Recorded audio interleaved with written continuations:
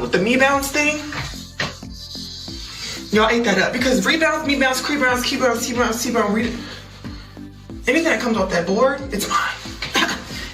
So, you know what happens when you spend more time bashing your roster in public than playing basketball?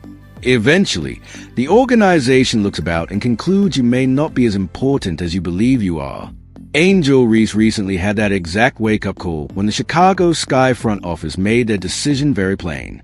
And believe me, it wasn't the option she expected. Plans on remaining with the Chicago Sky after Rocky in the 2025. You may be like, Rocky, question mark? Yeah, you don't remember? She threw all of her teammates under the bus and then ran the bus over them. In that interview that came out, I think it was the Chicago Sun-Times. And her teammates, nah. The squad just dropped the bomb by naming Camila Cardoso their Player of the Year. This was more than just an award announcement. This was a front office conveying a clear message. For someone who has been acting as if the franchise centered around her personal brand, this had to hurt. The decision demonstrates exactly how the organization feels about who is most important to their future. Ree believed she had power and status, but reality had other plans. That carefully crafted image of being irreplaceable has collapsed into the cold, brutal reality of professional athletics. This right here, Camila Cardoso was named the Magellan Player of the Year, Chicago Sky. So she was named the Player of the Year right here for the Chicago Sky, right? 15 times Chicago Sky Player of the Game. All right, 6-time Chicago Sky Player of the Week, 2-time Chicago Sky Player of the Month. I love this particular statistic. 40 games played. Woo! A lot can be taken from the 40 games played statistic, right? Because let's be honest, here's Angel. What are your thoughts? Given what has happened, should Chicago look at trade option for Angel Reese? Please share your ideas in the comments section, as the situation becomes more complicated by the day. Things are looking bleak in the Windy City right now. Surprisingly, we are not discussing another on-court meltdown or referee dispute. The Chicago Sky decided to stop avoiding the elephant in the room and make a statement about who they truly believe is their most valuable player. They went ahead and awarded Camila Cardoso the Player of the Year title. Take a moment to comprehend that. While Ree was focused on promotional events and brand building, management assesses actual contributions to winning basketball. Cardoso appeared in 40 games, winning 15 Player of the Game titles, 6 Player of the Week honors, and 2 Player of the Month accolades. She constantly produced without having to make every team issue a public spectacle or treat media interviews like personal therapy sessions. It's very possible the Chicago Sky front office was questioning the injury themselves. Would they admit that? Of course, never. Well, Rhodes, are you saying that Angel wasn't hurt? No. I'm just saying maybe they gave it the fuzzy eyeball just a little bit. In light of the fact that the team was bad, second year in a row, precedent from the rookie year and unrivaled of just stopping, not playing anymore. Ree only participated in 30 games. The moment they decided to make this public was utterly awful. This declaration came shortly after Angel re-embarked on what can only be characterized as a publicity tour with the Chicago Tribune, during which she evaluated her teammates as if she were the general manager. She informed journalists that bringing in great personnel was not an option if they wanted to keep her. Imagine becoming one of those teammates. You've spent years honing your professional game, and then a guy who still issues with basic offensive consistency announces to the entire sports world that you're not cutting it and the entire roster needs to be replaced. She did quit on them. She did refuse to go in games. Hey, I'm just saying. She just kind of played them when she said, oh, I guess I got to go back because I'm under contract. Like, she don't want to be there. Then she doubled down again.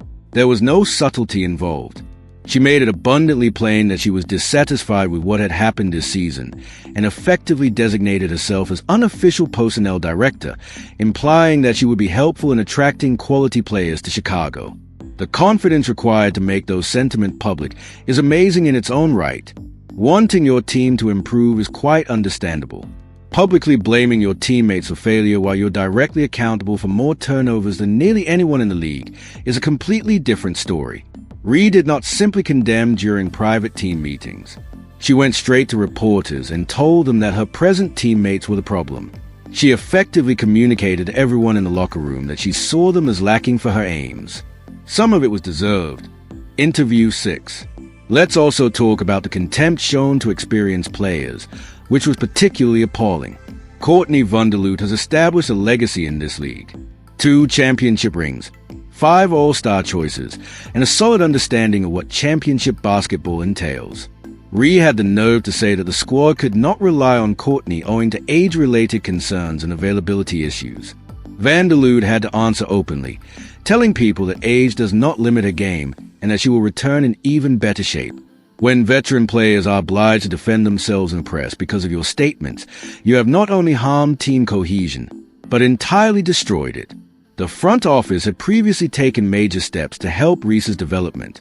They obtained Ariel Atkins via trade exactly to provide the veteran leadership and stability that Ree claimed she required.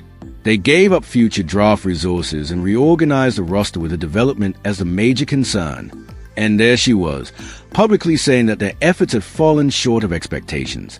The organization allocated resources to her claimed needs, and she replied by informing everyone that it wasn't enough.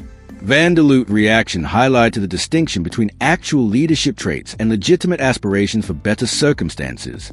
She stood up for herself and the entire roster's work ethic without ever explicitly addressing Ree by name. Other veteran players saw the whole thing unfold and began to seriously doubt whether Ree understood the difference between leading a team and simply desiring higher statistics. How many professional players read Angel Reese's comments on Courtney Vandersloot and her current colleagues and thought, "That seems like someone I'd like to play with"? With only 3 games left in the season, most sportsmen are unlikely to rush to join a team whose star player has no qualms about publicly humiliating everyone. Ree basically told every player in the league that her teammates couldn't help her succeed. Everyone got the message loud and clear. It created a situation in which players had to question whether their supposed franchise cornerstone intended to compete or simply replace them. The type of cohesiveness that championship organizations require has become completely impossible to achieve. Then there's the strange absence scenario. While the Sky were urgently attempting to stay in playoff contention, Ree transformed into a full ghost.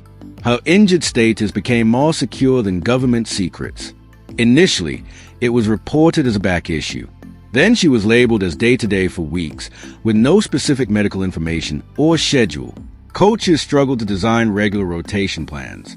Teammates didn't know who will be available from game to game. The entire situation created confusion, which impacted every practice session and game preparation meeting. When people looked into what Ree was doing during these absences, the back pain claim crumbled.